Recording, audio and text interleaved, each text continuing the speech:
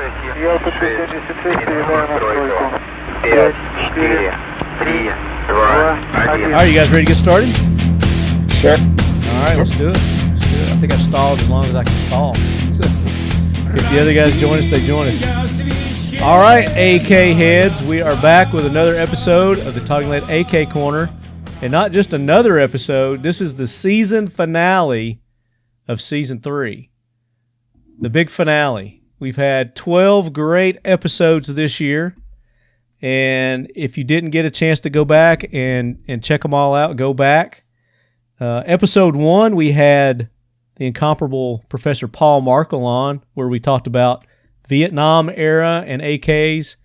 We talked about ARs and all kinds of other weapons in that episode with Professor Paul. Episode 2, we had Joe Moe and Charlie Watson with Moe Guns. Joe and Charlie are veterans of the show. They've been on many times, so you longtime lead heads know all about Charlie and Joe. We talked about suppressing the AK. They do a phenomenal job with the AKs that they build. They do really highly custom type builds, and they built a integrally suppressed AK-47. It's called the Raptor? The Velociraptor is what it's called. So we talked about that on episode 2. Episode 3, we did some competition shooting. We talked about competition shooting, and we had Brian Nelson. He's the organizer of Red October, and then we had a couple of competitors on, Kyle Moore, Jared Seagraves with 212 Training Group, which, Brian, is he still doing the 212, or is he like full-time Haley now? You know, I think it's almost exclusively Haley Strategic. He's the head instructor there now. Okay. Congrats to him. Yeah. That's a really cool. Well, both outfits got a great deal. Let's put it that way. Yeah, which is why we've not had him on lately. Yeah, he's busier, almost busier than I am, which is hard to do. Yeah, definitely. And Aaron Keener was on that episode. They had come up, and we'd done a class, Brian. They're at Royal Range USA in Nashville. Talking Lead and Occam Defense sponsored a AK specific gun class course there at Royal Range USA. Had a great turnout. A lot of you lead heads came out for that course, and then Brian put on a little gunsmithing armors course in addition to that. So we had a really good time with that, and we talked about that on that episode. Really great group of people, a lot of fun. Yeah. And wonderful. We've had demands to do that again, Brian, so we need to look at doing that for 2022. Yeah. And then episode 4, I'm just going to do a quick rundown here because this is what you guys missed in this season. It's been an awesome season. Kalash Smithing, we had John Holton on, and we went into more detail.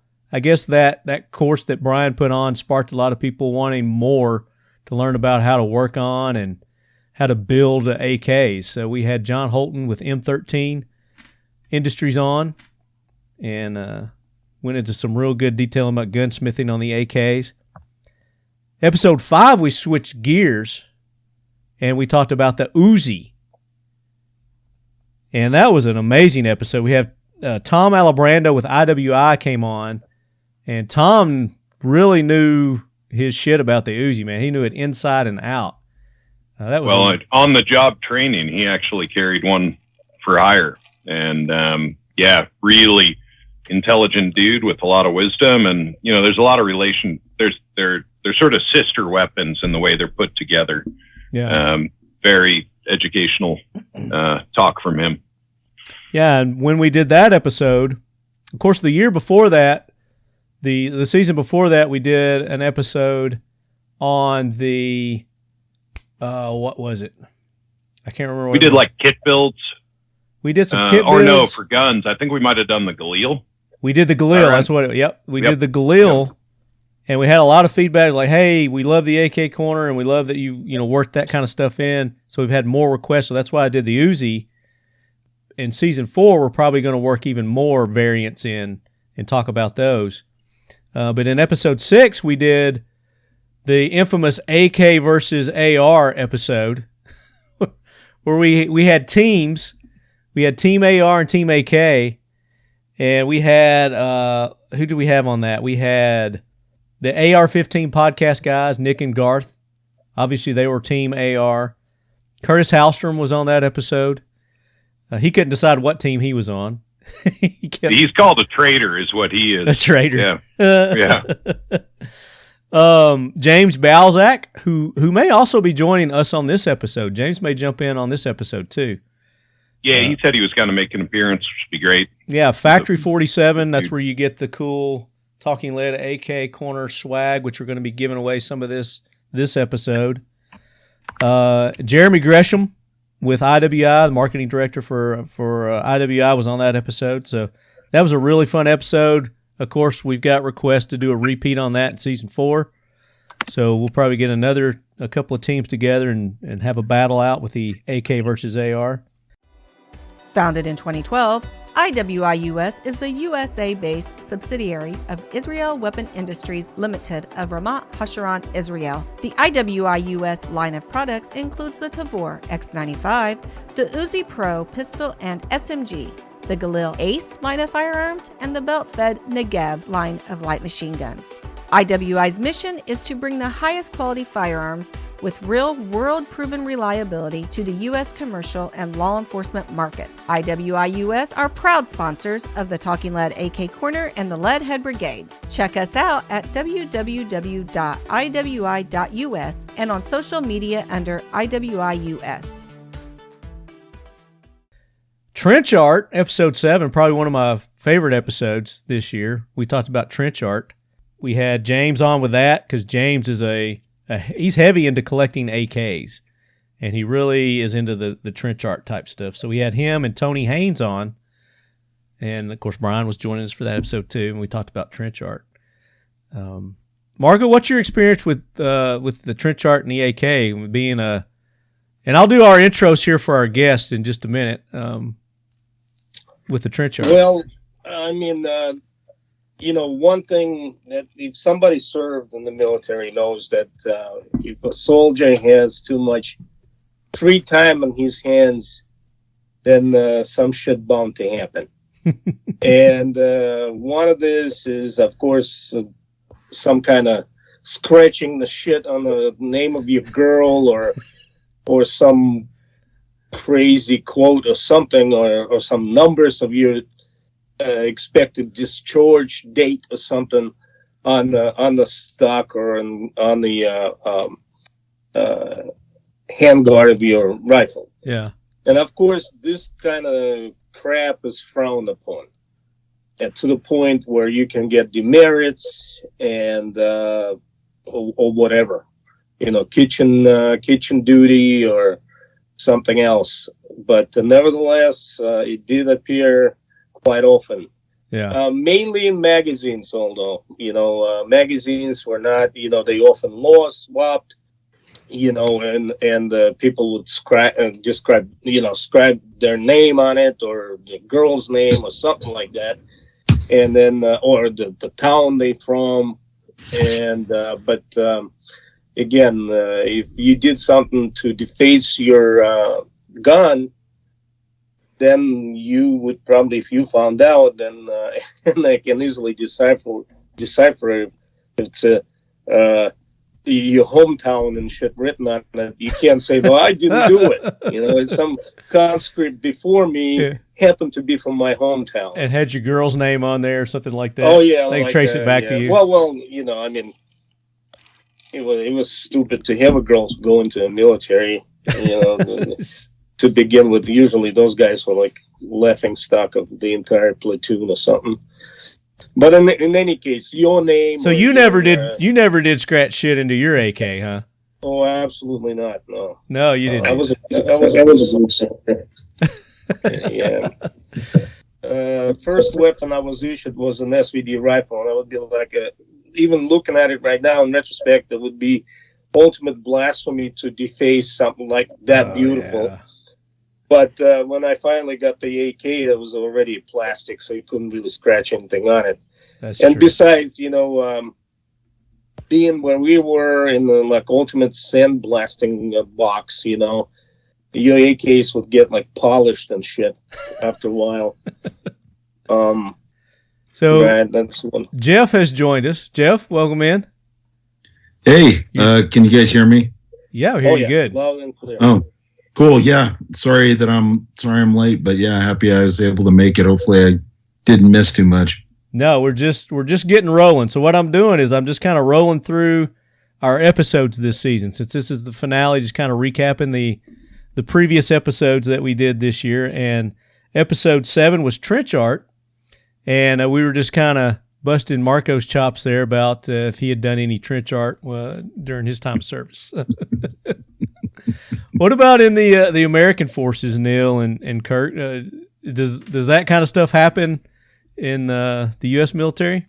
I've seen it on personal equipment, but not on rifles. That's a huge no-no, at least in the regular Army. Like I did when I invaded Iraq in 2003, every city I was in was on my Kevlar cover until we hit a normal fob, and they were like, "What the actual F are you doing with that on your head?" And I was like, "Nothing, Sergeant Major." And so that stopped real fast, and that translated to a chair that I had that on the arms, every city that we would invade and I would get stationed in would get put there. But that was as far as I went, because as Marco said, demerits and KP and kitchen duty and all these kind of things are real things that I got stuck on a lot, because I'll be honest, I'm a good field soldier. I'm terrible at everything else. So I got in trouble a lot because I had an attitude when I was a kid. No. It carries over a little bit. I kind of think like the modern trench art though was like especially the early days of the war, like guys going crazy with Krylon and spray painting their rifles and stuff, trying to sneak little pictures and stuff that was in there. I think there was a famous picture of a helicopter that was desert painted that had a chick on the side. But yeah, I think that was kind of the most you could get away with without somebody like, blood spurting out of their head. Like, what are you doing? Can't do that. Can't get too grotesque with it. Maybe, can I interject? Absolutely. Real quick?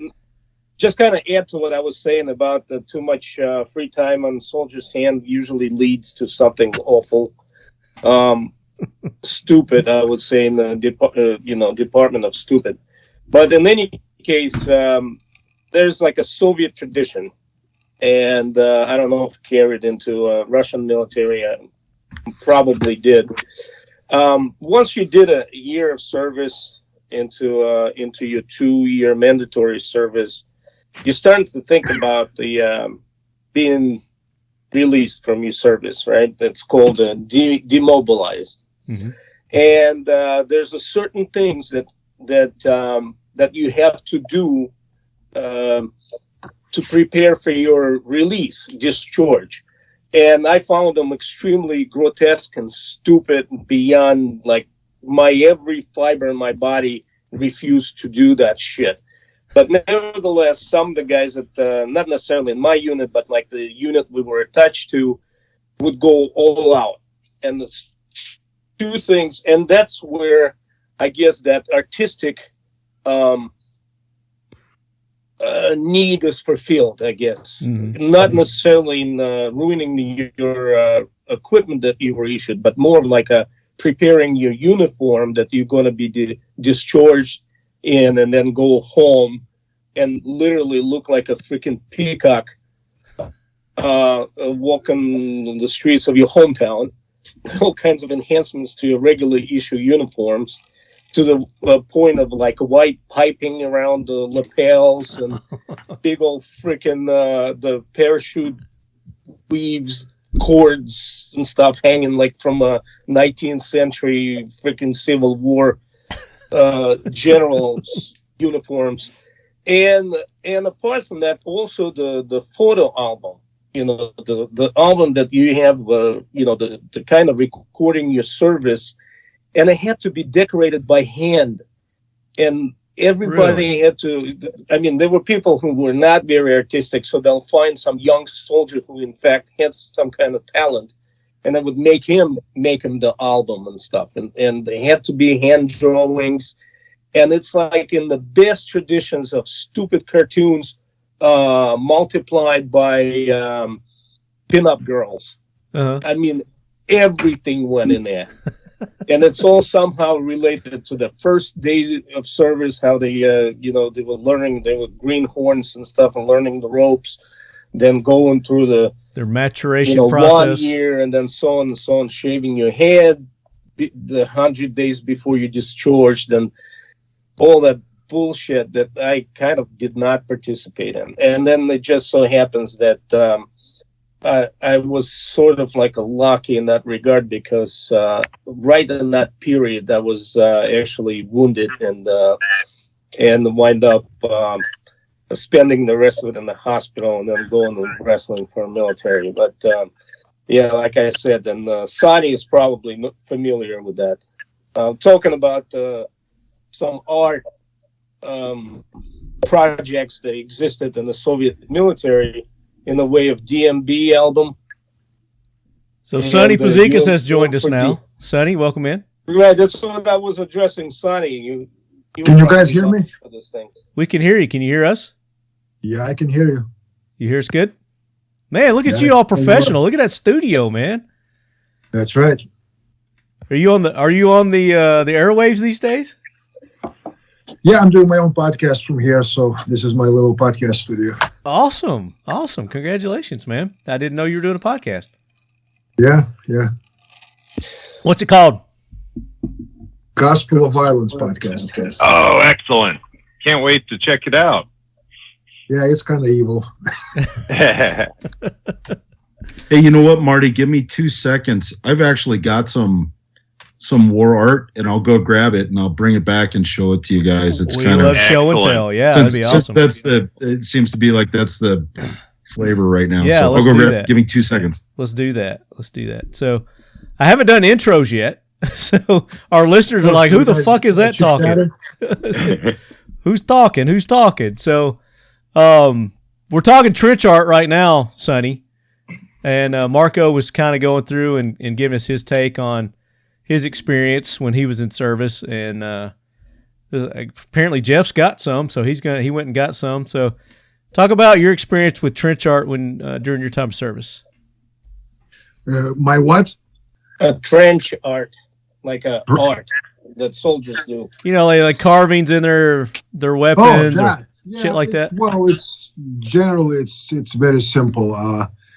At least in our unit, it was all about, at certain point you start after what we used to refer to as prikaz, when the order from the Minister of Defense comes out about every 6 months about recruitment of new soldiers, and then you one step closer to what we refer to as dembil, which is retirement, and that's when you start getting 12 months, 6 months away from your retirement.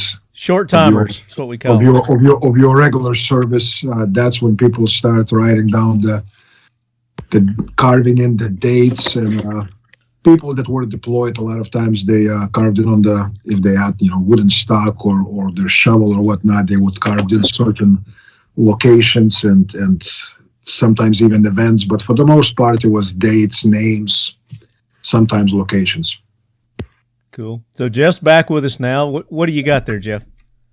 So we had a bunch of old Soviet tanks and BMPs and stuff that we'd use as targets we'd shoot at out on the range, and so we started sending some of the guys that were out there. So I worked a lot with Afghan commandos with the programs and stuff for all the time that I was over there. So if anybody of you've seen the Ready Man logo, it's the skull that's from the New Defiom skull that's from Special Forces, and then I replaced one of the arrows with a tomahawk, and then instead of a dagger going through the skull was a Bowie knife, because I like Bowie knives and I like tomahawks. So anyway, so this is one of the buoys that we made, and I don't know how good the steel is, but it's pretty cool. It's got brass on either side. You made this in the field? Yeah, we made that. We had a, kind of as the program progressed, it got more sophisticated. So it was a little bit we had tools and stuff. Like this is another one that Wow. I designed and the guys made for me. So this is made out of a BMP, side of a BMP. And then this is Wow. this is actually a bayonet that was off an AK. I believe this was an AK 74 or an SKS.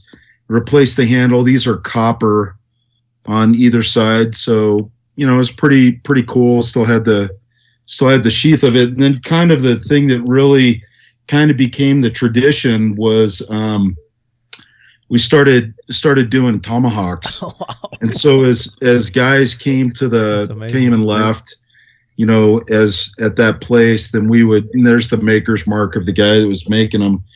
And so we would, as guys did good jobs and stuff as they were leaving or whatnot, they got a tomahawk as kind of Hell yeah. a piece of appreciation that was there. So the first tomahawk actually went to a guy. His name is Keith Butler. Some of the listeners may know who Keith was. He was a SF guy. He got killed on an assault one night, but actually his tomahawk, I don't even know if his family knows the story, but his tomahawk was part of a barrel. I don't have it, obviously. Was part of a barrel out of a T-55, and you could still see the riflings on one side where the guys had heated it up, flattened it, and then, probably went through 15 grinder wheels, grinding it down and then reheat treating it and, and whatnot. So, yeah, we had some pretty cool stuff that Eat your heart out, Forged in Fire. Yeah, exactly. Our version of Forged in Fire. And guys would do other stuff too. We had a data sheet that we would do art with. Data sheet is a really thin explosive that we use for breaching doors and whatnot. And so what we do is we get the data sheet. We get these plates of brass or zinc. They're, like a foot by foot. And then you'd cut out the data sheet and you'd lay that on there and then you'd set it off. And it would push in, and you would have the outline of whatever it was that you were making, like a skull or whatever it was. It turned out really cool. It breaks my heart. I gave mine away thinking I'll get another one of these, and of course I never got another one of them. But so there was some cool stuff that guys did. The tomahawks were definitely were one of my favorites, along with the Bowie knives and stuff. That's awesome. So for you lead heads that aren't on the video, you're listening on your iTunes or Spotify, you need to go watch this video because we've got some great images for the video. Jeff's holding up a tomahawk there. So Damn. And you get to see Sonny's beautiful bald head. Thank you. Well, he's also got a.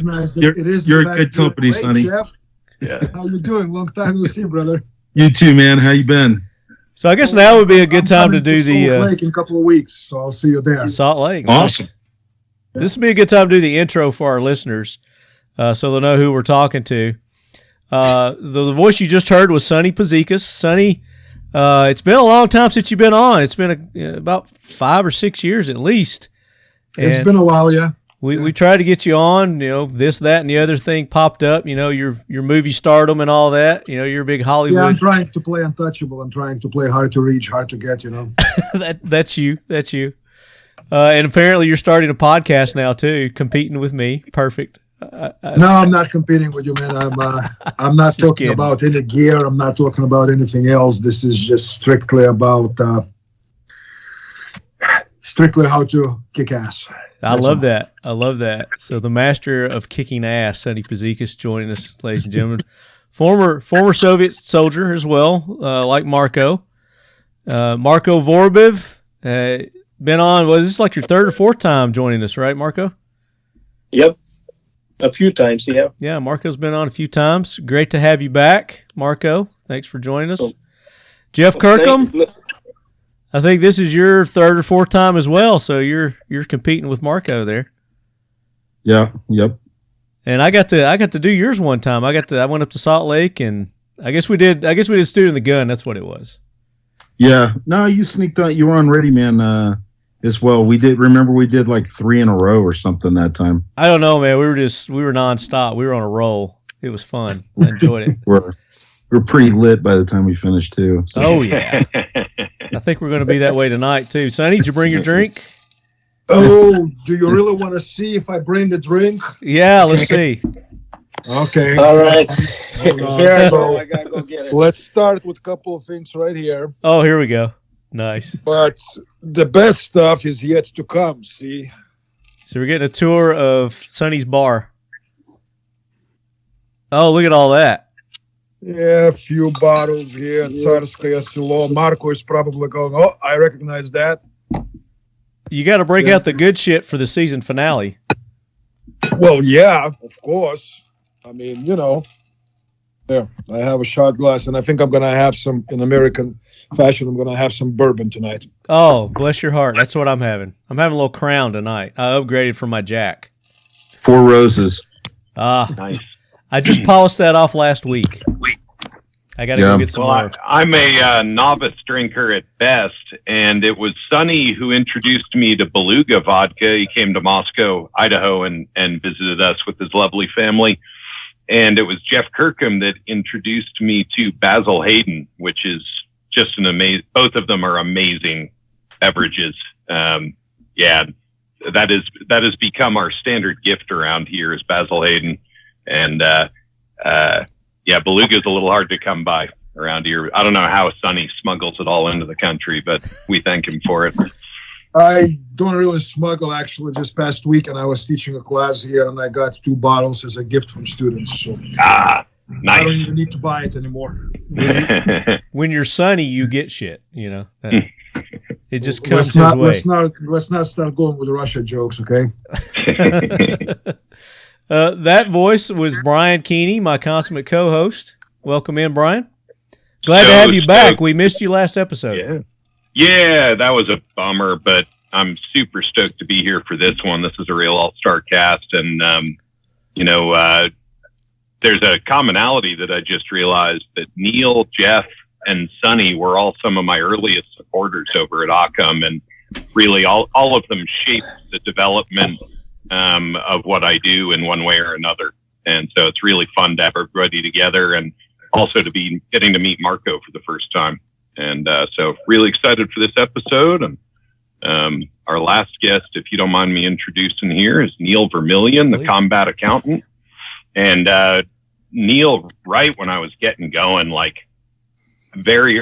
first couple months that I was advertising the pre-orders for the Merc handguard, Neil contacted me out of the blue and asked if we'd sponsor him as a competition shooter, and thought the rail was interesting. And so we got him dialed in, and he got to know a little bit more about him. And he's one of these very unique individuals living out, well, if I could live another life, I think it would be Neil's. He was regular Army for a while, and I'm going to mess this up a little bit, but didn't have enough fun there. And so he came back and fought with the Peshmerga, who are some pretty awesome people, against some really bad people. And so he's one of the few Americans, or there's a bunch, but not by percentage, one of the very few, along with Jeff, who have carried an AK downrange, whacking bad guys.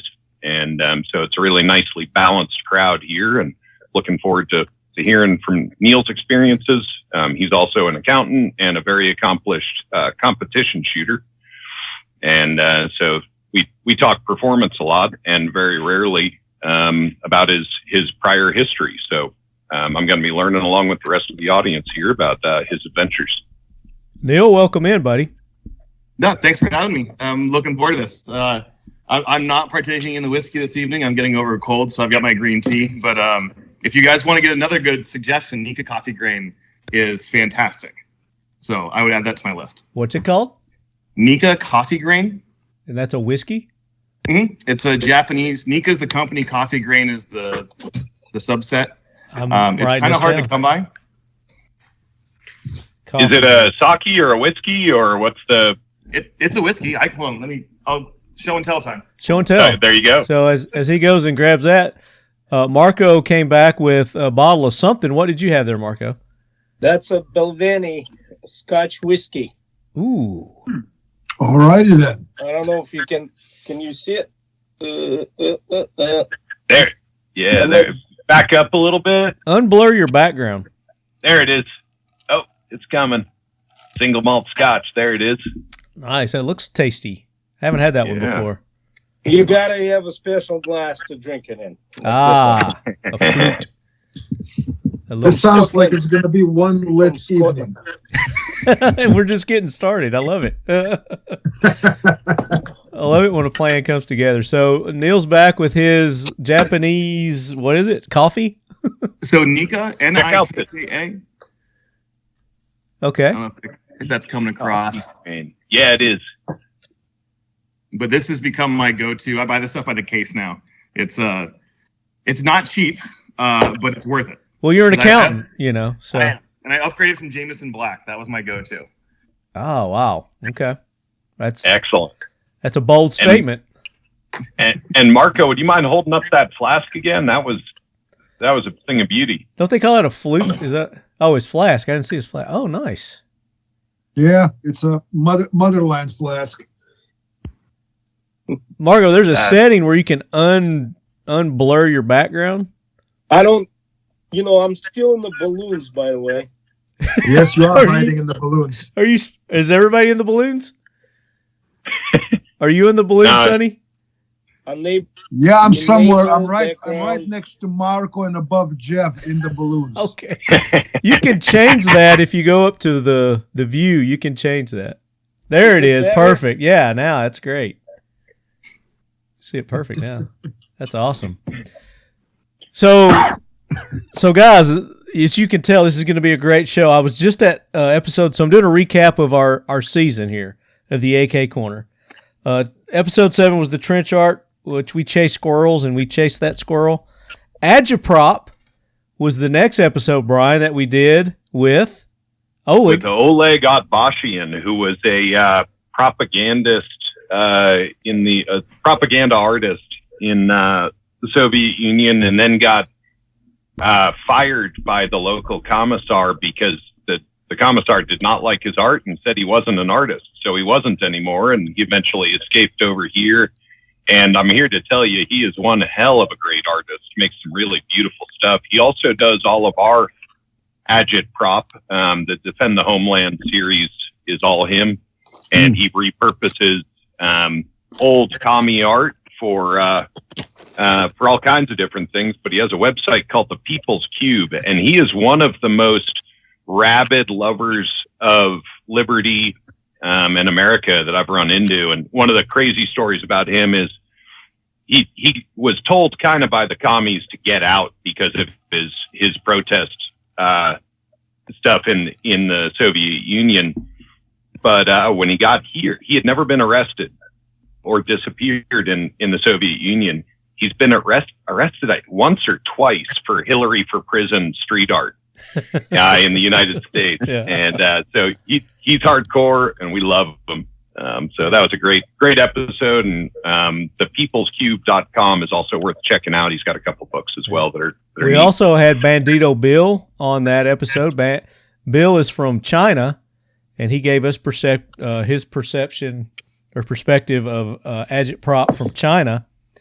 Of course, he was really young when he was there, but really good episode with Bandito and Oleg. And, of course, Brian had his crew on, which they didn't talk a whole lot during that episode. I think they were just there for the education. We whipped them appropriately. Yeah, you got them. No, but they had a hell of a good time, though. Trained well. And then episode 9, another one of my favorite episodes, we had the character Niels Gravelius on, and we talked about the Finnish Valmet. And if you guys haven't heard that episode yet, or listened to that episode, you got to go and check out the Niels episode. Niels is fantastic. And I was debating whether to get him on this one or not, because I think he would just take control of the show. But Niels is awesome. So go back, check out episode 9. That was the Finnish Valmet. And Brian was on co-hosting with me on that one. And then 10, we did the AK-74. We get back to the AKs. And Professor Paul Markle joined us on that episode. Eric from IV8888 was on that episode.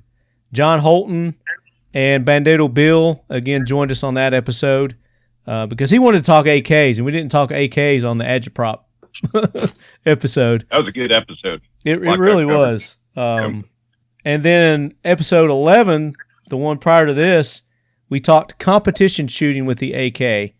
A little more detailed than we did in episode 3, where we had Jeremy Gresham, we had Kyle Litzy, James Leffler, Ken Allen of Ken Allen Training, Adam Litke, and Matt Kitzmiller, which Neil's got a connection with most of these guys with his competition shooting background.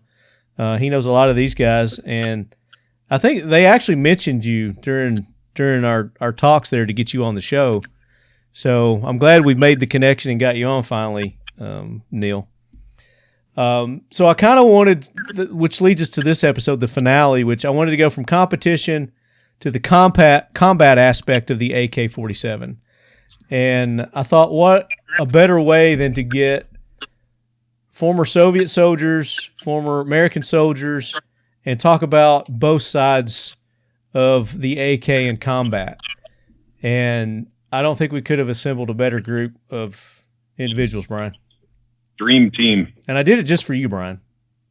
I appreciate that. This is shaping up to be my favorite episode of all time already. This is my Christmas gift to you.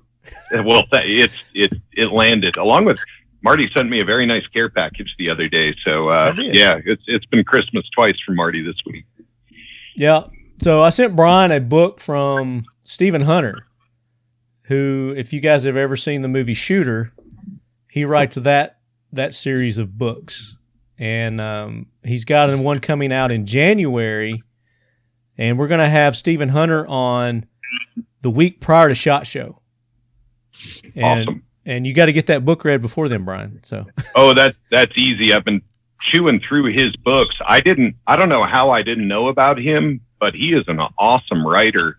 And I loved the movie Shooter, but it's not a pimple on the ass of his books.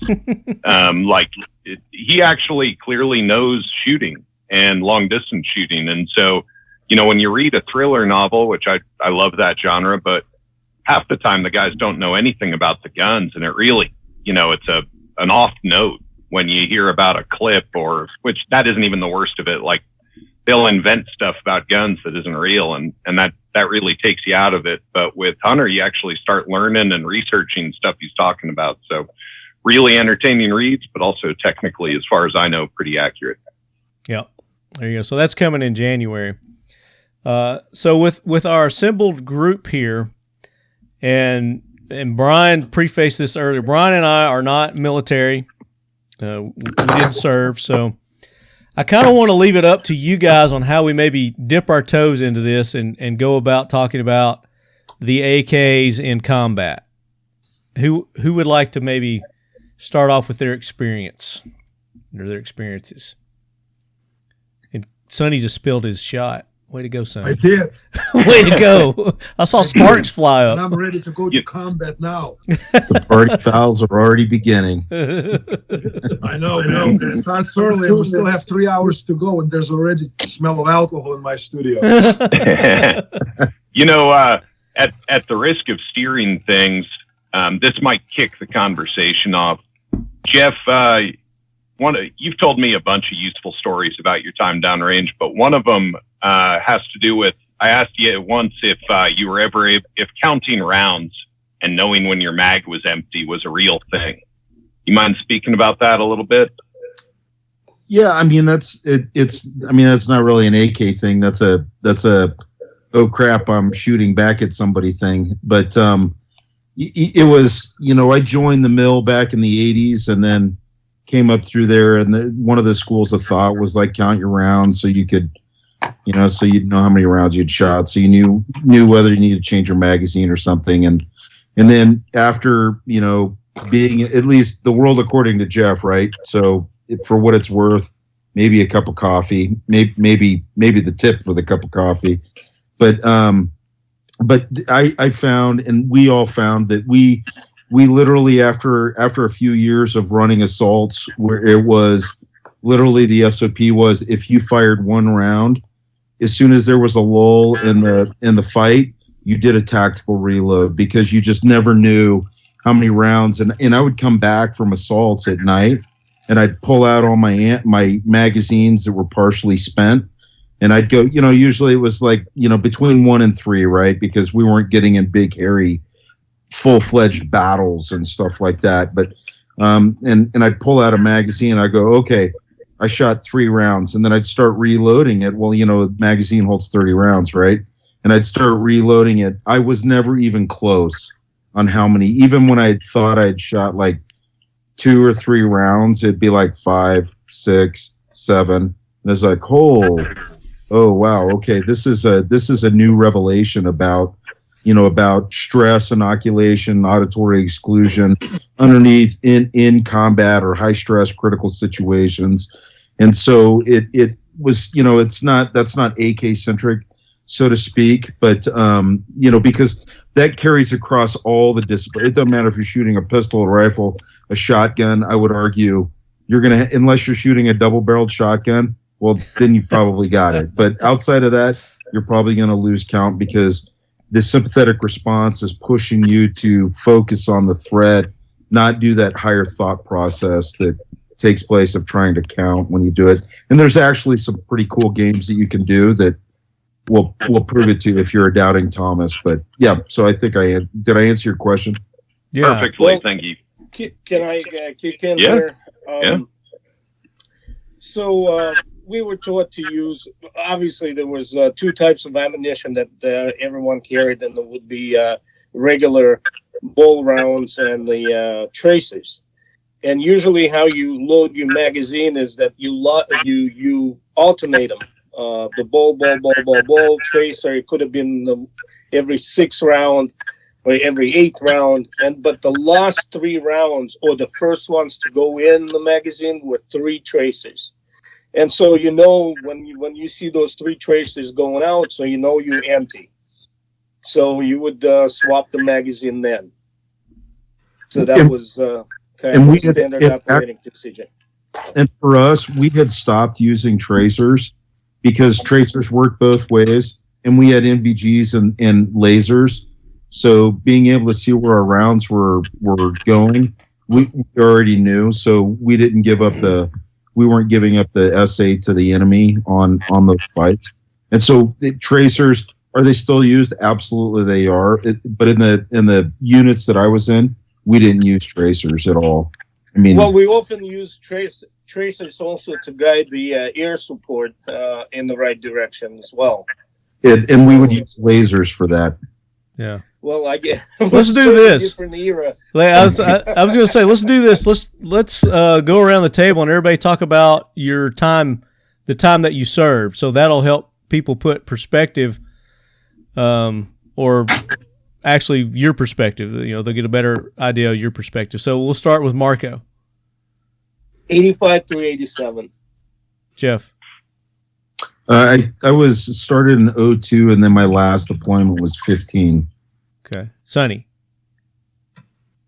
Late 80s, early 90s. Neil. 03 to 09.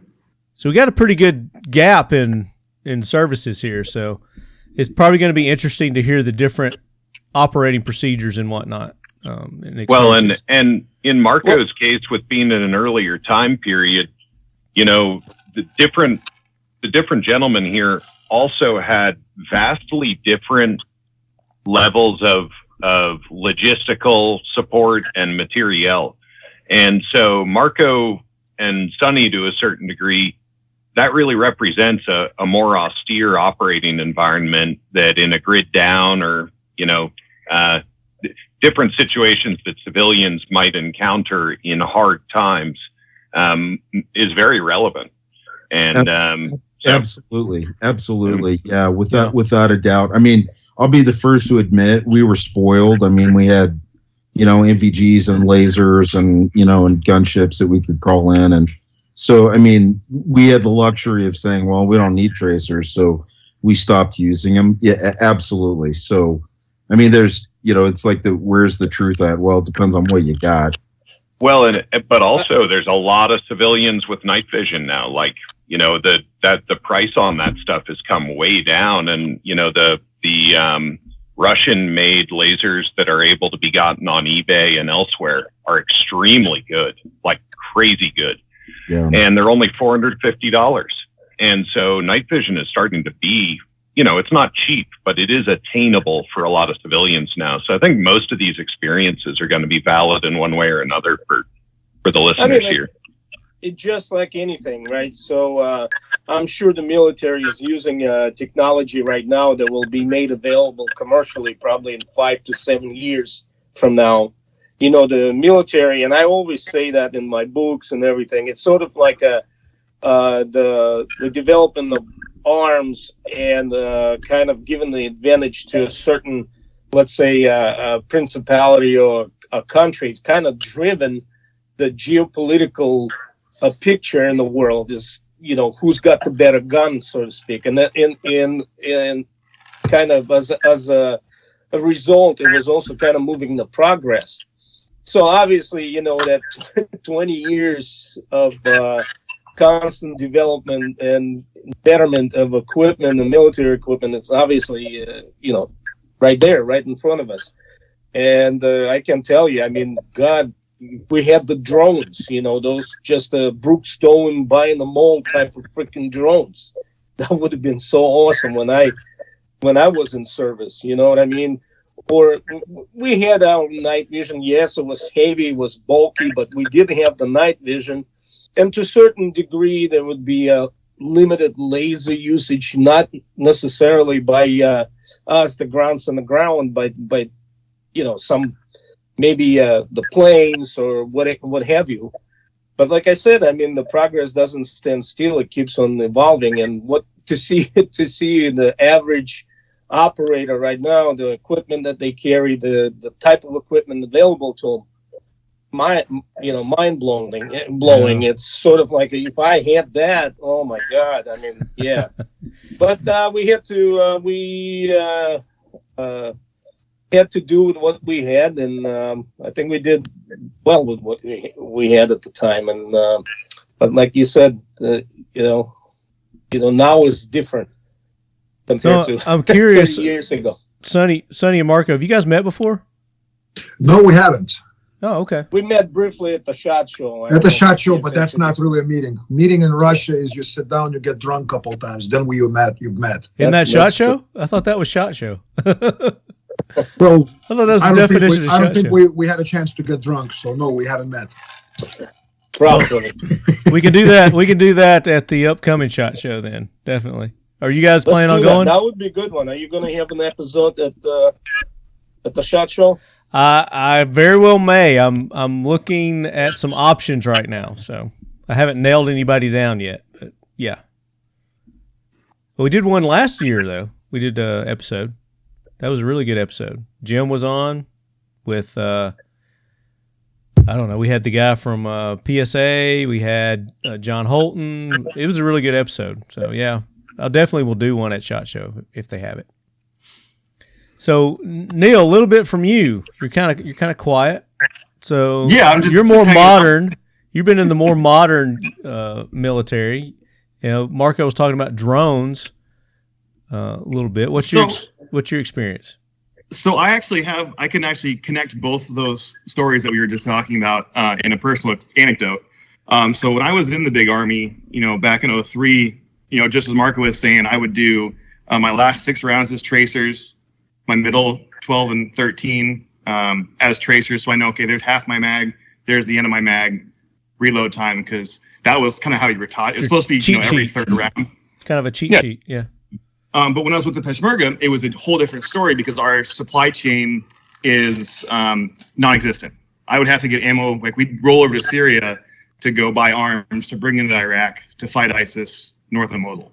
And as Jeff was saying about counting rounds, so we would, you'd get into a gunfight and you'd think you'd count rounds. Well, you strip the mag, put a new one in, and if you go through 2 and there's a lull, we would consolidate mags because we didn't have enough to resupply to a truck.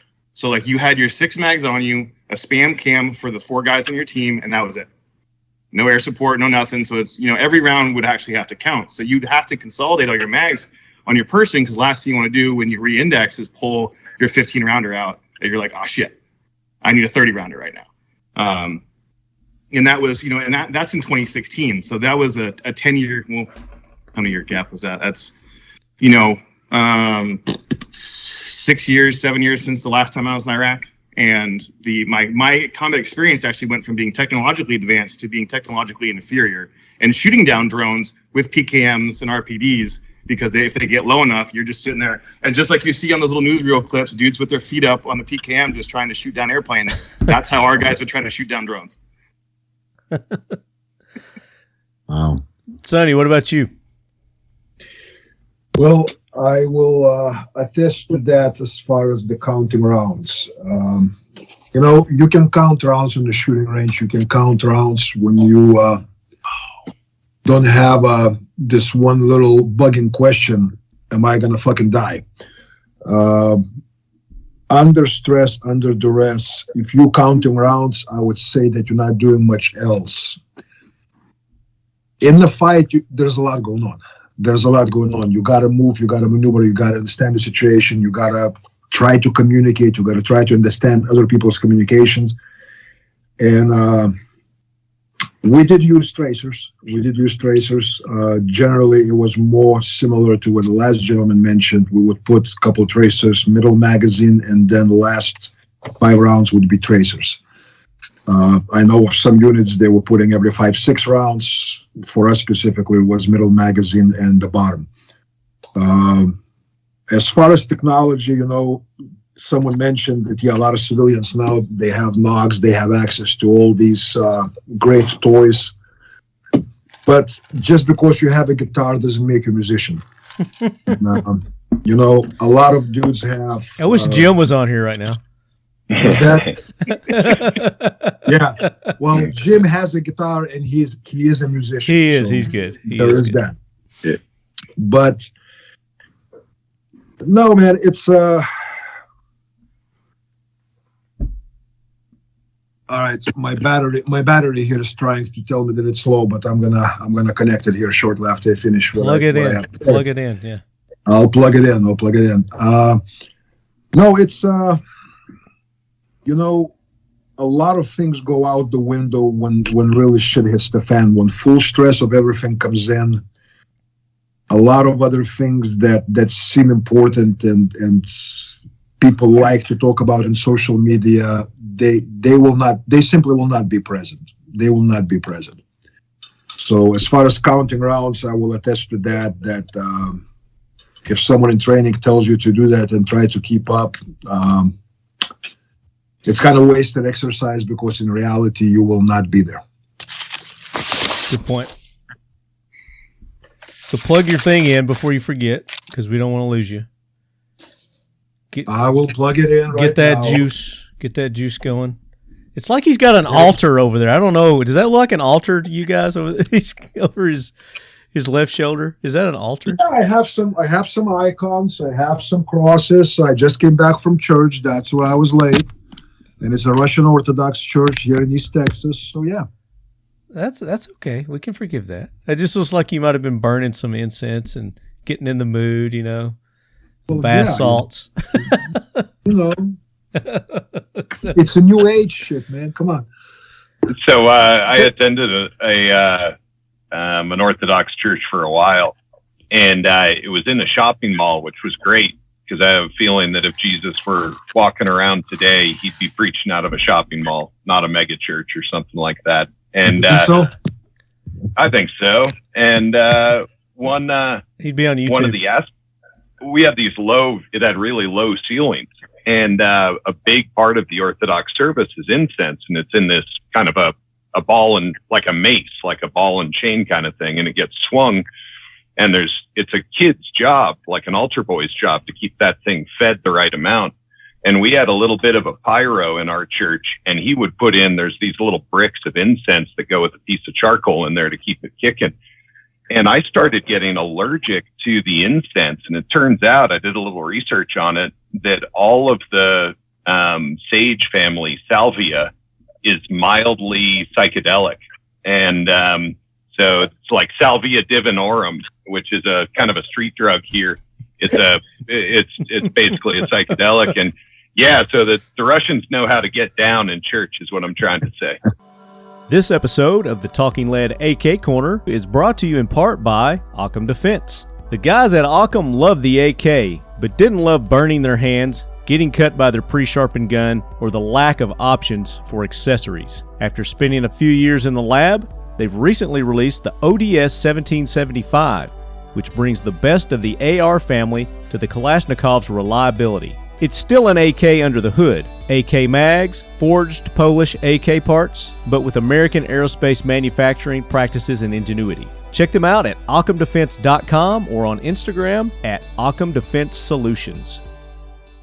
Speaking of psychedelics, Neil is an accountant for a pot company. Did I say that right? I mean, yeah. So I'm an accountant that specializes in the cannabis industry. So our company touches everything from seed to sale, as well as packaging, marketing. Like, we don't do the marketing, but for companies that are in the spaces that touch those kind of products. Yeah, I thought that was fascinating. Yeah. And pot's legal in Arizona. Yeah. Yep. They need an accountant like you. In Michigan too. Not in Tennessee yet. So I mean, we've got more dispensaries. I go in the round for about 3 miles. How did we get on drugs? Thanks, Sonny. Way to get us on the drug topic here. Hey, don't blame it on me, man. you and your shrine over there. So I want to go and talk about. So everybody's got like a little different era that they served. You know, I think that's kind of cool. And being the AK Corner. I guess Marco would be the more senior that's here. What version of the AK were you guys using when you were in service, Marco? All right, so let's start from the beginning, so to speak. When you get introduced to in the Soviet school now, back in the 80s, they had the beginners military preparation course in 9th and 10th grade, the junior and senior year in school. And, you know, you obviously, get this, every school had a freaking armory in it where they kept, Nice. you know. It's true. And there were a bunch of live guns, like the 22 competition guns. And most of the schools had a shooting range in the basement. That's amazing. But amongst the guns in that armory, there were a bunch of AKMs, obviously, or AK-47s, the old demilled guns. So you get introduced into the AK-47/AKM type of environment early on. And then you said like 9th grade? Starting in 9th grade, yeah. Wow. Amazing. And then you graduate, and after 10th grade, and as a part for the course, they take you on field exercise, where you actually got to dig a foxhole, do the quick advance, dismount off a truck and all that stuff, carrying these demilled freaking guns and the gas mask. And I remember I was. Is this your PE course? It's a military beginners preparation course. That's fantastic. Because majority of the boys had to go and serve, right? They would get drafted. So it was a school class, like your 6th hour or some shit. And they taught you how to march and in formation, how to respond to commands and all that stuff. And then not as a final sort of exam, but it's like something that you're going to pass this course with. You have to do the field exercise, and you have to go to a local army range and actually fire a gun. And so, needless to say, every 16-year-old punk graduating from a Soviet school already fired a machine gun. So, and the boys was mandatory, girls voluntary, and almost all the girls volunteered. So that says a lot. So going into basic training when I first got drafted, and I remember when I was first in going into the training center in Fergana, and we kind of were waiting to get in, and all of a sudden there was a company-sized unit walking in from field exercise or something, and here we are, we're still in our civilian clothes and stuff, or what's left of it, after a long trip on the train and, major drinkage going on.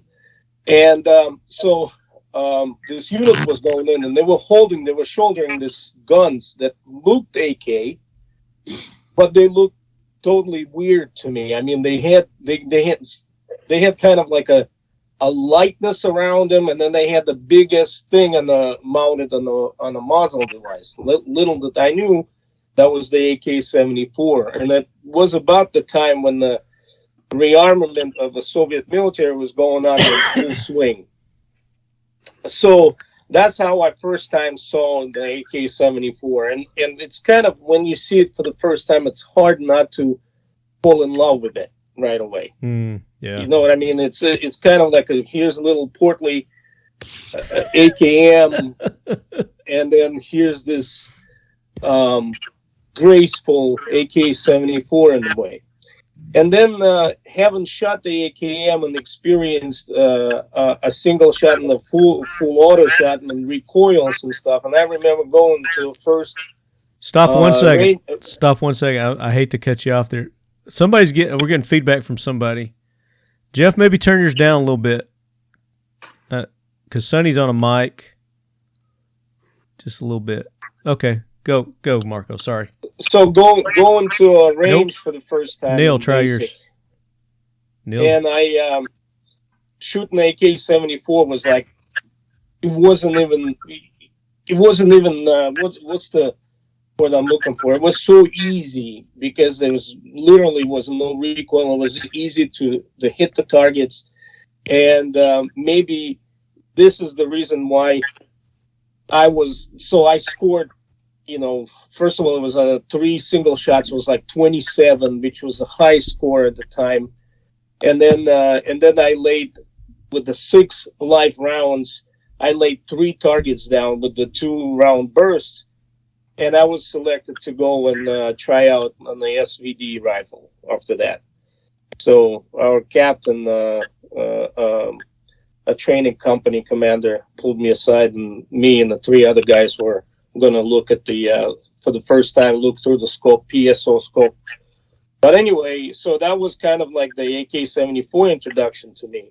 And then after 10 months in service, I transferred to an assaulter group from Fire Sport Group, and it was issued the AKS-74 with the triangular stock, you know.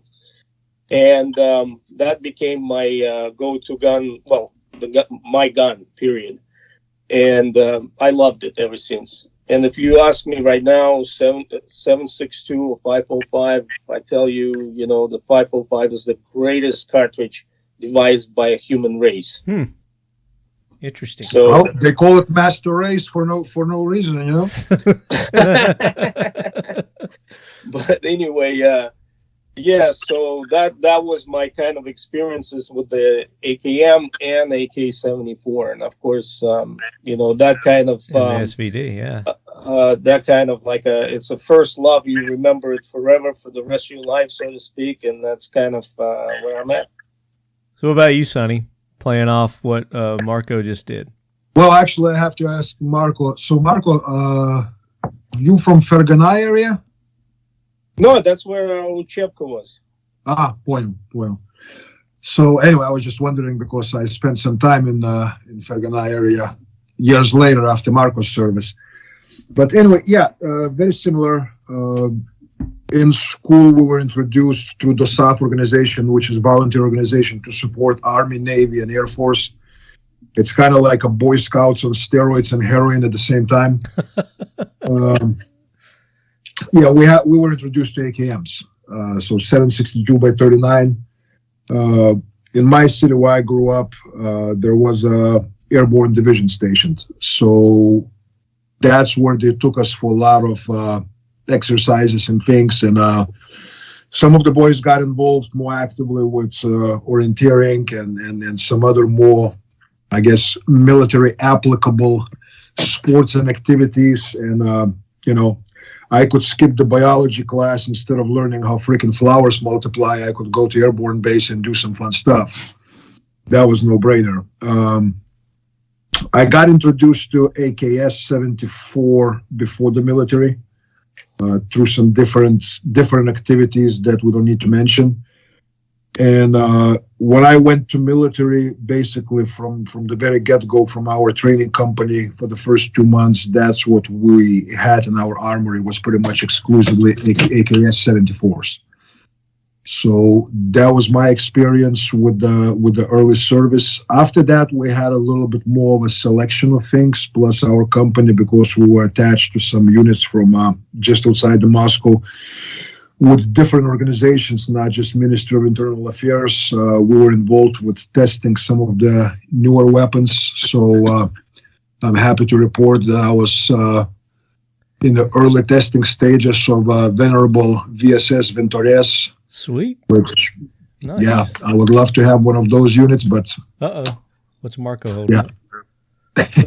Yeah, we need to hear after this how Marco got his hands on one of those, because for those listening, well, we'll get into it, but we need to hear about that later. No doubt. So, did you have any experience with the 7.62 by 3.9, or are you a hardcore 74 fan, Sonny?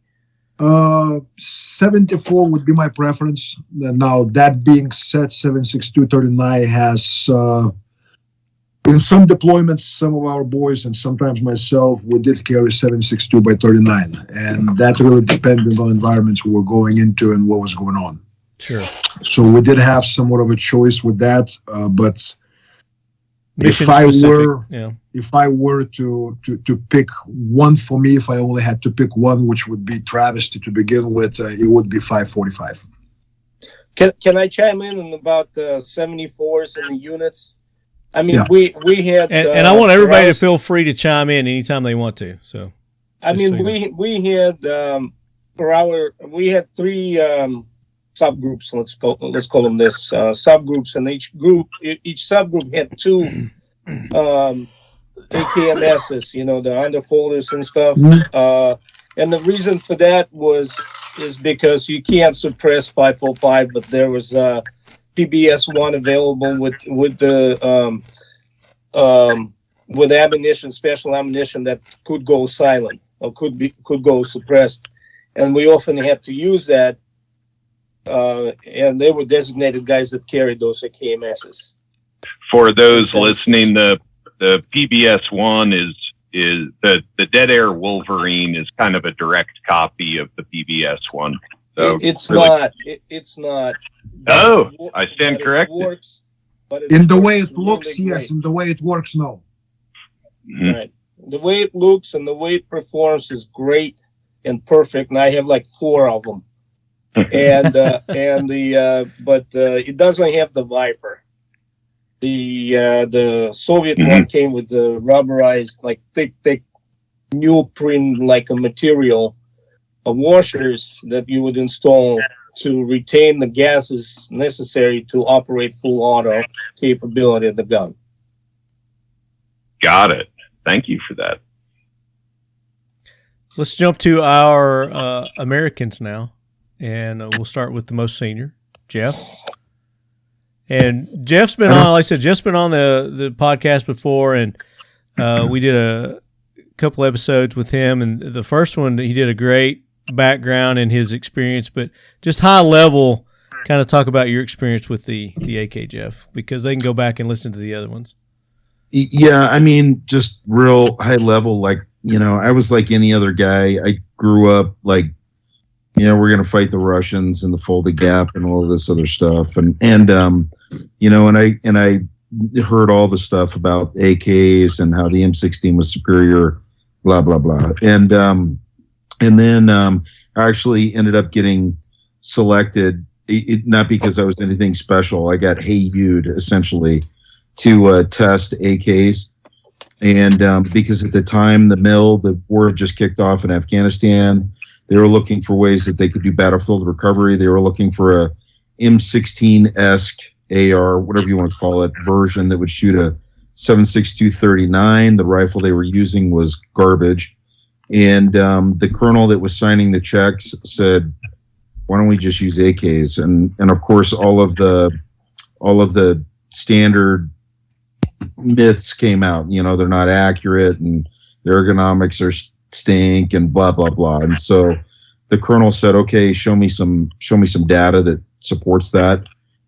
SOCOM looked everywhere, high and low, could not find any empirical data that supported that. And so the colonel said, essentially, I'm not writing one more check until you show me some data that says what we're buying, what we're designing and buying is better than an AK. So here I step in, I got HeyU'd, and we tested it, and I went into it totally biased, didn't think the AK was going to do a good job. By the end of the second day, it was me, I was Master Sergeant E8, and it was me and a Ranger from Ranger Battalion. And by the end of the second day, every single round was being counted as to where it was going and what we were doing and at the ranges and what was blah, blah, blah. And by the end of the second day, the Ranger and I looked at each other and was like, this is a good rifle.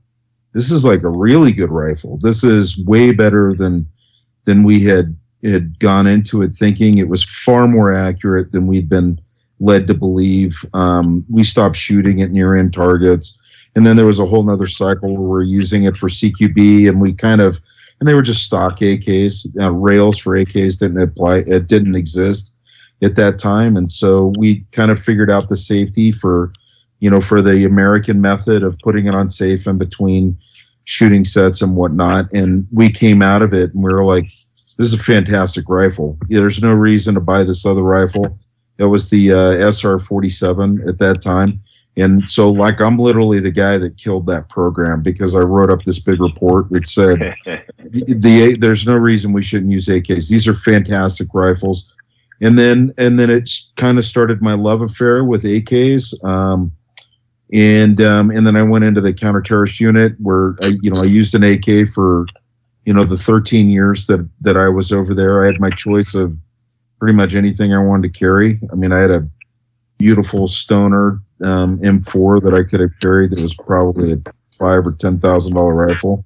I shot it once, put it in my thing, and carried an AK the rest of the time and it was like the more I carried it, the more I really looked at it and said, oh my gosh, the guys, I think I call it Team Kalashnikov, because it certainly wasn't just one guy, but the team of individuals. I was like, these guys nailed it. They really did for what they were trying to do. And that was essentially, and I've shot, 47s, and I've shot pretty much every caliber of AK that's out there, from 22 to 12 gauge and 8mm Mauser and everything in between. And it's a fantastic rifle system that, it just friggin' works. And so, people like to argue, it's less accurate. And I'm like, well, give me your AR and I'll shoot crap surplus ammo from some third world country, and let's see what your groups look like. And then when I've shot really well, shot great groups with the AKs, I was told that I was overshooting the rifle, which I'm not sure how my that was impossible. I'm not sure how I can make a mechanical thing work better, but thank you for the compliment. It's a great rifle. I think it's underrated. I love the 7.62 39.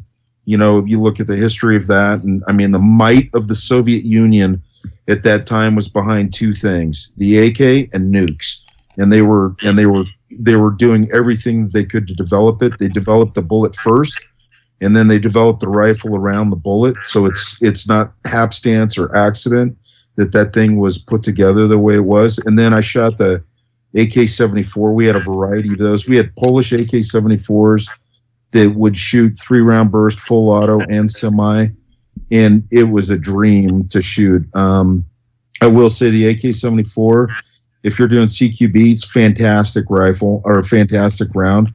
If you need to smash through a vehicle or something, it's not so good, because what makes it so lethal, the Afghans called it the poison bullet, but what made it so lethal made it not so good through smashing through like cinder block or something. But the 7.62 39 was really good for that. I don't know, so I'm pontificating. I think I answered your question though, Marty. Well, no.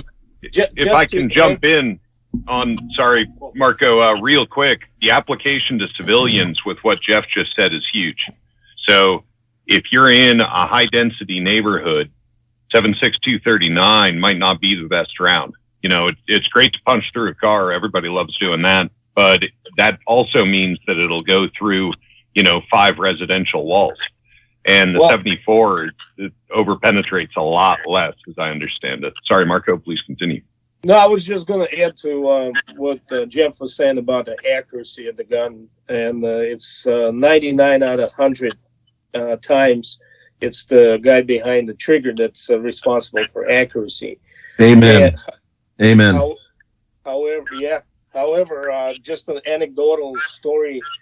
Back in 2001, me, Mark Krebs, and David Fortier went to Russia, and we were on our way to city of Izhevsk, where the main arsenal is, to meet with the factory people there, and in hopes of meeting Kalashnikov, which we wind up doing at precise time when the towers were coming down in New York, and which made our return is kind of interesting because it was all ground stuff and so on and so on. But however, the night we arrived, I took the two guys, Mark and David, to a friend of mine who was actually on duty.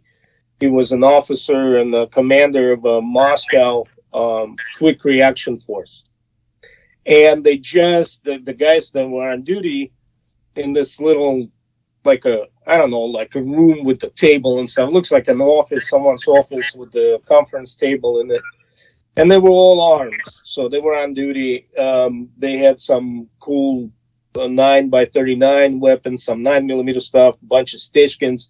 And then majority of the guys carried the AK-74M, which is the full, old black plastic folding stock 74s. And they just came back from Chechen deployment to Chechnya, which at that time, the second Chechen war was still in a hot phase.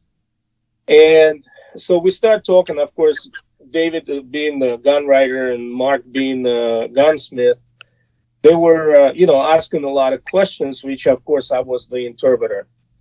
But I had some questions of my own anyway. But, so these guys, they had duty, so they whipped out a bottle of vodka, some salami and bread and whatnot. So it was a nice, lively discussion. And so the AK accuracy came up. And everybody kind of pointed at one guy. It's like, tell him what you did with your gun. And he says when he was in the roadblock, spending time, it's usually boring as hell. He says he entertained himself by shooting off wires of a telephone pole. I mean, think about that. What's the cross section of a wire? Maybe a quarter of an inch or something. And he was shooting the wires off a telephone pole with AK-74. So that's like I said, it underlines the statement I made earlier that, and Jeff agrees that it's the guy behind the trigger that's accountable for accuracy. I think it's been like a propaganda thing, that in the U.S. where it's like, oh, they have AKs and they're more reliable, which they most certainly are. But our M16 is more accurate, and I think it's a propaganda thing because when you're going through basic training, if you were told, yeah, the guys that you're training to fight, their rifle is more reliable and it's just as accurate, it's not really motivating. and so we've got to. It's like, well, what are we gonna? Okay, we're gonna say it's not as accurate or something. It's propaganda. Sonny's got something to say about that. It really is. Sonny, it might have held the water when you were talking about the regular M16 A1s, A2s, and A3s with the 20-inch barrels or whatever, how long the barrels were. But as soon as the U.S. switched to 14.5 inches in the M4s, I mean, that argument went out the window. Sonny seems to have something to say about this. I look like I have something to say about this. Oh, yeah, you're ready to jump in. What's on your mind? What's on your mind? I will agree with the statement of propaganda, but I will ask you to entertain this propaganda coming from whom? And this is not, some government ran and evil capitalists trying to put down the working people's gun. This is our industry, guys.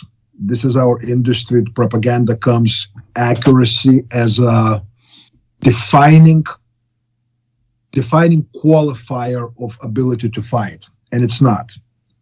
And it's not, because when you look at majority of training out there these days, while classes and courses and schools and curriculums may be called combat this, fighting this, reality is that 99% of it is a one-way square range shooting. And qualifier in all of that is what? How tight of a group you punched on the paper. That's the main qualifier. If you look at it, you can ask most people, and I know it's a cliche question, but in the gunfight, what is more important, to shoot the other guy or not be shot? 99% of people will answer very simply that more important is not to be shot. Yet when you look at all the little things that need to come together to meet the qualifying, what are you going to be judged by when you're attending training course, training class? Is mainly not going to be how well you move, which would determine how hard you would be to shoot, how hard you would be to hit, how well you maneuver, how well you're using cover, concealment, all of that stuff, right? No, it's going to be how tight your group is on the paper. Now, to acquire that tight group on the paper, what do we have to do? All the little basics of marksmanship will have to come in, your stance, your trigger control, your sight picture alignment, and so forth and so forth. And there are a lot of contradictory factors. A while ago, about a year ago, I put this little meme together. I said, what if I told you that 99% of shit that you do in the shooting range makes you easier to kill? I received a lot of hate for that. So when we're talking about propaganda, propaganda is being propagated by people that judge accuracy as the main factor of being competent in the gunfight. And I'm not saying it's not important, it is. But if we sacrifice everything else to achieve perfect accuracy, the guy who invented this gun that we're talking about, AK, he had one of the most probably misunderstood statements ever made in the gun industry. Perfect is the enemy of good enough. And in the gunfight, you have to ask yourself, if I seek perfection of the shot, what am I sacrificing? Yeah. What am I giving up, and what is it going to cost? Sometimes in the gunfight, you have to settle for good enough in order not to be shot your ass yourself, And so when we're talking propaganda, I think a lot of this does come from the shooting industry and shooting industries and training industries, infatuation and 100% focus on marksmanship versus a much bigger picture of gunfighting. That's a great perspective. I like that. So Neil, very good point. Neil, I happen to know that you're a super accurate shooter. Neil is hitting me up to make him some custom sights, which I'm very late in delivering with a very tiny pin, because the combat pin that I put on our stock sights is for, not bad breath distances, but, inside 100 yards is where it's really useful. And so, Neil, what has been your experience in combat with, what's the longest shot that really, that wasn't just suppressive, where you were taking your time and, what is the sort of effective combat range that you've experienced for the AK? For the AK specifically, I've noticed 300 yards and in with the 7.62 gun is max effective range for guys, at least the guys that I was in the Army with. And then also the guys I was in Pesh with, the guys, that we did familiar weapons fertilization with, the standard military 300 in. I've pushed the 7.62 round to a little past 500 in competition on a full-size IPSC, so a human-sized torso, and then 1,100 yards with the 5.45. So they're capable rounds. It's a lot of that has to do, like we were saying before, the shooter and then the platform you're running out of. If you've got a rusted shot out 74, you're not going to get the accuracy you get out of like the Mark 12 that I built in 545 that pushes, out to 77 grain AR worlds. But like when I was with the Pesh, I was the firearms instructor for our unit, and 300 yards was as far as I could expect a normal person to get hits on target. And like Sonny was saying, it's my experience has been, at least in the military side of things, is quick and dirty. Get a good sight picture on target, send rounds, because rounds on target are going to be more efficient than misses that you're going to be like, oh, what was he moving or that? And you add to like, did I hit him? Did I not hit him? Let's keep doing this kind of thing. And I don't want to speak too much out of turn for combat stuff, because the majority of my experience with the AK and platform and the rounds has been in the competition side of things. And that's where I got most of my experience. I do have, like, for example, like this is a direct clone outside of the fun switch of the AK that I carried with the Pesh. And I don't even know what kind it is. I didn't know then. I don't know now. I just know that it's shitty and it looks ugly, but it works. And that's what you really ask for, right? Neil, with all due respect, the standard targets at the basic training of Soviet military, whether it's AKM or AK-74, would have targets at 400 meters with the full expectation of troops hitting it on a regular basis, firing full auto. Now, talk about competition. Pioneer Arms flown me to Vegas this October for the Red October event. And when there was no action, and of course they had their Polish-made AKMs there, which, performed satisfactory. And even my son actually ran the course with that thing without a single hiccup. But when me and C.J. Johnson, who the head of Pioneer Arms USA, were bored and started shooting at the rocks at the pro gun shop there in Boulder City. Mm-hmm. So we wanted to know how far we were hitting the rocks with like a unbelievable consistency, just with open sights, right? And I'm talking about the rock maybe at that distance might have been, let's say, human torso or smaller. And when we did the GPS measurement, it was 421 meters to the closest rock. And we were just climbing up to the mountain and hitting them further and further and further with holdovers. So, I mean, sure as hell that gun is capable of hitting beyond 400 meters. Back in the days where the marksmanship skills were taught because you were coming off of the bolt-action long guns, let's say after the World War II. So the precise single shots were more prized than, let's say, spray and pray type of deal. Now it seemed to be that we all moving away from it, but then, like I said, the gun is, it's got plenty of accuracy built into it. It's just whether or not you can realize that potential with your training or your skill and stuff. Yeah, no, I mean, I fully agree with that. I'm more referencing guys that I've got. So, like, for my time with the Peshmerga, I had to teach dudes. I didn't have an instructor. I don't speak Kurdish, and I had to teach these guys how to be combat effective within like a week. So my expectation for them is 300 in. Now, like Mark, I fully agree that if you get somebody that has the fundamentals and can shoot with open irons on AK, you could easily push out to distance. But the problem is like the time constraints that I had, at least in my experience. Yeah, that's definitely a big factor for sure. You also have like the ammo too, depending on how old it is, where it came from. Like we were shooting the PSLs, so it looks like an SVD, but it's an AK action. It's not an SVD. It looks like an SVD, and it's shooting the 7.62 And when I was pushing that thing out to like 1,300 meters, with a PSO. I want to say my scope was a PSO1 or a PSO2. I can't remember now. It's been a while ago.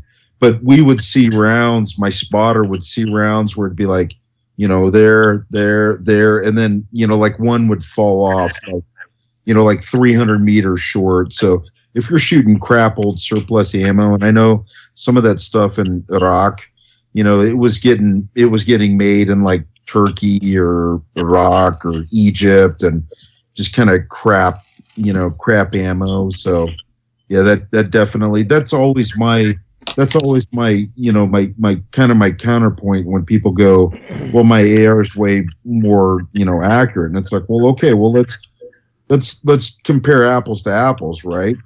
Let me get Hornady ammo and shoot it through my Occam Defense rifle against your AR, and then we'll be able to, where apples, don't give me some crappy thing that had rust on it with surplus ammo from who knows where, Turkey or something, that it's like you gotta do an even test there. You're absolutely right, Jeff. And I always get involved in those arguments saying, my Daniel defense so-and-so, such and such, with this custom grip and custom this and full floating barrel, will outshoot your AK-74 any day. And I'm looking at him going, well, not Krebs build AK-74, let's say, or Jim Fuller's or something, Or Brian Keeney's ODS 75. Oh, yeah. Well, whoever. I mean, we have plethora of talented gunsmiths here who can build the guns that, and you're absolutely right. And the same with ammo. And and God knows, man, I came across a lot. Ammo, would you say ammo is 90% of the formula there? No, I would say it's a human skill.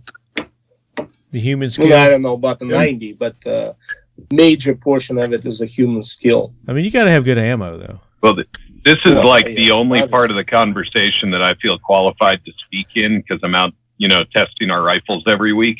And one of the joys of a physics background is knowing the math behind accuracy. And one of the crazy things that you wouldn't expect is that when you're talking about the stacking of the shooter, like if you got a 1 MOA shooter and you got 1 MOA ammo and a 1 MOA gun independently, the group size on the target is going to be the square root of 3.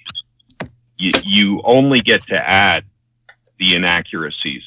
So if you have a perfect gun and a shit shooter, or a perfect gun, a perfect shooter, and shit ammo, nothing is good. Everything sucks. And I found that out the hard way, where it appeared to me as if I had forgotten how to build guns for a little while, right at the beginning of COVID, because the quality on a couple different companies absolutely went to shit. And it was like a step change. And one day I was shooting sub MOA targets all day long, and then the next week I couldn't hit the side of a barn door. And so I absolutely agree, Marco, that if you don't have a good shooter, there's no hope. Like, there's no way to buy your way out of knowing how to do, fundamentals of shooting. But if anything's wrong, life is bad, but it's almost never the rifle. It's so rarely the rifle. It's either the ammo or the shooter. Very, very often. Right. In the perfect world, you want to have a gun in your hands that will do everything for you. It aim itself is freaking, it would load itself perfectly good, and it will hit the target by itself. All you have to do is participate in pulling the trigger. But it's not what it's, that's not what's happening. And I always said it to the students and everybody I encountered. I said the difference between the bad and the good shooter is the number of trigger pulls. The more you shoot, the better you become. And even you would become good that you would account for and mitigate some of the deficiency of a poor ammunition, or the gun that shoots to the left and you got to take it to the right a little bit to hit the target, and so on and so on. So so I still say the human skill and experience is the major. And I think you said it there a couple of times too, Marco, is you've got to keep in mind, like, the AK trigger is different than the U.S. trigger. Americans like that trigger, that crisp, clean break, whereas the AK's got that sliding shelf. And so for me, it took me a little while to figure that out. And now for me, I prefer the sliding shelf over the break. You know, but if you're new to it, that's a completely alien animal to somebody like an American, because all of our stuff breaks like that versus going over to the Russian. And so so there's a learning curve there as well, for sure. Absolutely. And then there's people like you, Jeff, who willing to accept that and learn it, and then wind up mastering it. Or the ones saying, this thing doesn't shoot what the shit, and just toss it to a side, and I'm going to go back to my AR. You know what I'm saying? So that's another thing. You're absolutely right. It's the difference in culture. It was ego. As long as they toss it to my side, I'm all right with that. Mine was ego and pride, because here I'm working with Afghans. They're carrying AKs, and it was like, and I'd hear them say, well, of course the Americans could shoot better because they're shooting, because they have these really nice rifles, these M4s. And so for me, it's like, if I'm going to lead, train, and advise these guys, I've got to know their system better than they do so that I can teach them on that system. And so I was like, no, and I was like, no, this is a good rifle. I've just got to figure it out. And so I'd get out there and I had the luxury of, like, I could shoot like literally as much as I wanted to. And so I had no excuse, right? And so I could go out there, but for me, it was a point of ego and pride where it was like, no, I will not allow myself to be outshot by one of my guys. I've got to be able to manipulate it faster and better and more efficiently. I've got to be able to shoot, move, and communicate. And I've got to be able to tag that steel when we're out on the range and we're training. And so it's like, I'm going to figure this thing out, because you don't have a choice, right? That's what the guys have got.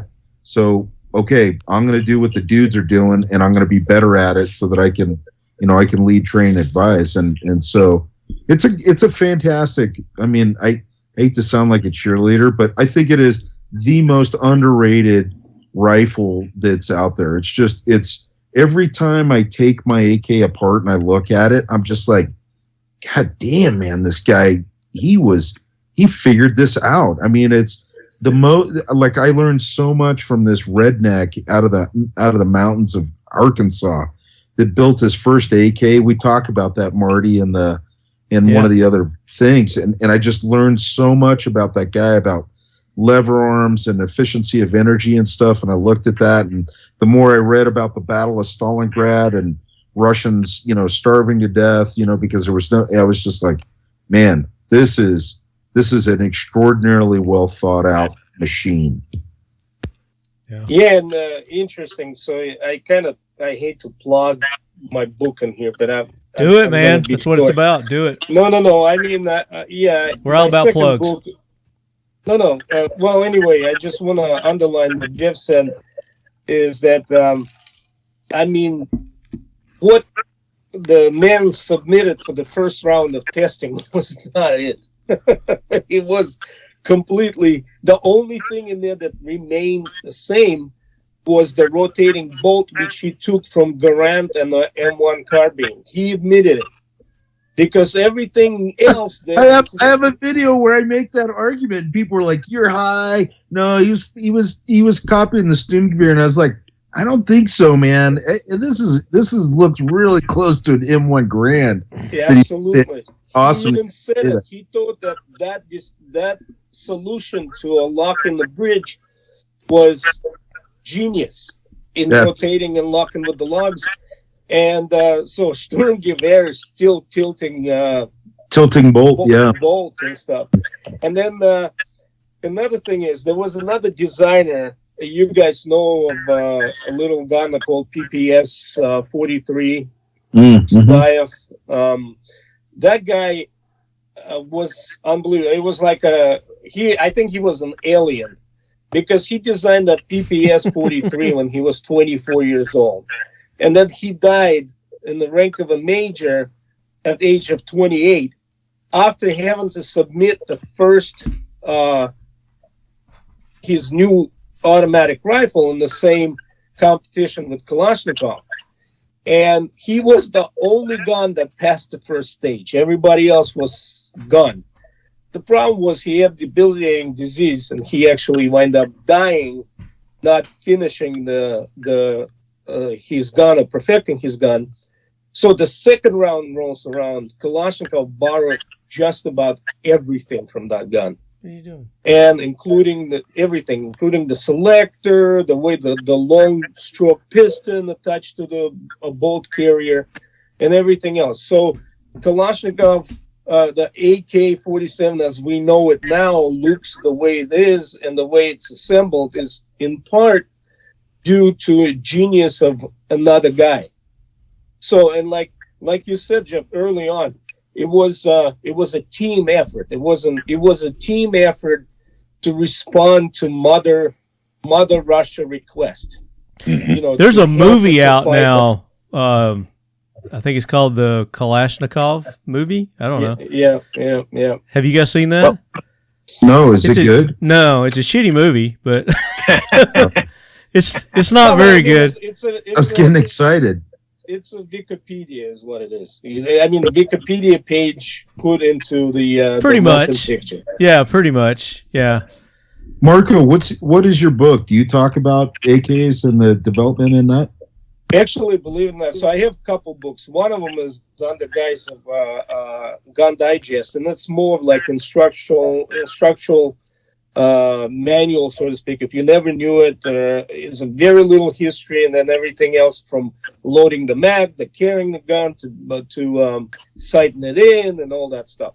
But the second one, it's actually called Survival and Evolution of the World's Most Prolific Gun, AK-47. And right there, I go all the way to 1906.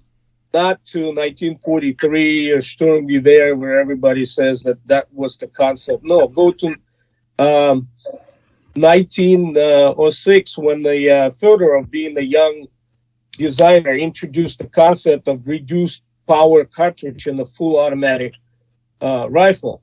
So, and right there it goes all through the stages of development and how the gun has been constantly, design of it was constantly attacked by other designers, trying to introduce the better mousetrap.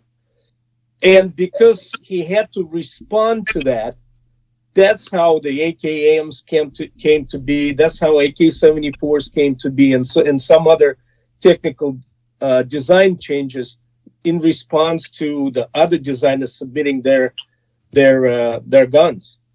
And it's kind of like it was an interesting book for me to write. I really, really enjoyed it because I went into archives, I spoke to people who were involved, and so on and so on. So I hope if you ever get one, let me know what you think. Oh yeah, that's now on the list. I just beat you guys, and there's only one left. Copy. No, there isn't, because I just bought it. Did you just buy? Yeah. So go ahead and buy another. So they placed another big reorder with Marco Christmas. there. Yeah, I definitely. Thank you for the 15 cents I'm going to get from that. Fucking Amazon.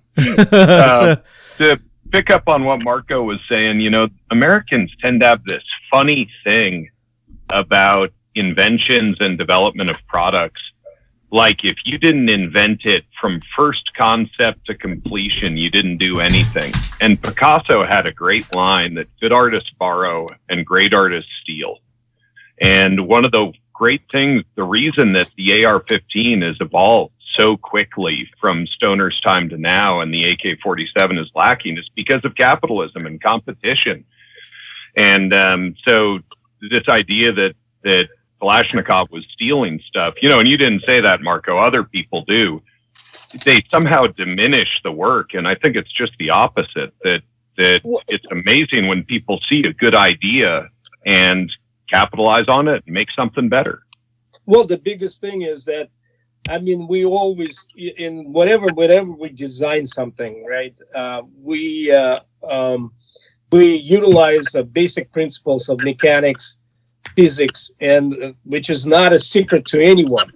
I mean, Right. how to cut a gear and stuff, how to, capture a gas and use the energy to push the piston and whatnot. The biggest thing is he was able to put, because I'm looking at the any gun as like a single piston internal combustion engine in a way. Mm-hmm. That you use the gas and the explosion to generate energy to move a part. Yep. And you look at it and you will say, well, that's a great design. I mean, why don't we rag on all of the guys that designed the bolt action rifles? You know what I mean? Right. Still, to this day, there's a new rifles coming out with the Ruger, Savage, Bergara, whatever, all bolt action rifles. I mean, they use the same principle as the guy that originally designed the bolt action gun. So, Yep. there's only so many ways to skin the cat in a way, right? Mhm. But putting it together in one functioning mechanism, right, and then giving it the reliability it needed, giving it performance results that was required of it, is where the genius lies. Yep. Absolutely. One of my mentors liked to say that the good Lord allowed you to build one of anything. It was building a bunch and having them all work that was the trick, and I tend to agree with him. That's awesome. Well, that's awesome quote, I have to say, yeah. All right, so let's do this because we're getting into the show here, and I want you guys to talk about more of this, but we got to get into the listener questions too, and we got to do giveaways. We got to reward our listeners. Brian, do you think there's another direction we need to head with this conversation, or should we jump into the questions? I think we need a solid blood oath commitment from all these gentlemen to come back for the next season and continue the conversation after the questions. I like that. That's my thinking. All right. Put their feet to the fire. Are we getting that from you guys? We got solid commitments coming back, season 4? Absolutely. I generally don't have Sonny, anything to do. Sonny, I will not commit to anything with anyone. Right? Man, you know what? Anything I committed to, I've been accused of collusion. So I'm done with commitments. we're all about collusions here, brother. Come on. Right. Hey, lead heads. This is Lefty. I appreciate each and every one of you tuning in for this Season 3 finale of the Talking Lead AK Corner. It's so good. It's so awesome. There's so much badassery-ness in this episode that I broke it up into 2 parts. So this is going to be part 1, and then part 2 will be soon to follow. Now, I wanted to give you the heads up, the courtesy, because I know that a lot of you are going to be listening for that code, that secret code for our Galil Holiday giveaway that we've got going on with IWI, Lockdown, Enforce, Flatline Fiber Co., Seal One, and Mission First Tactical. It's an awesome package that we've got put together, and I know that you want every opportunity, every chance that you can get, and I wanted to give the listeners specifically and exclusively. This is not going out anywhere but on this show, so you listeners will be the only ones that get this code and the opportunity for the 500 additional entries. A little leg up on the competition. So that code is coming for 500 additional entries. That's right, 500. Make sure that you catch part 2 of this season finale because we talk about it there. Plus, there's some other surprises in part 2 that you're not going to want to miss. So just a little courtesy, a little heads up. Don't get frustrated. It's coming. Merry Christmas to all you lead heads and enjoy this episode.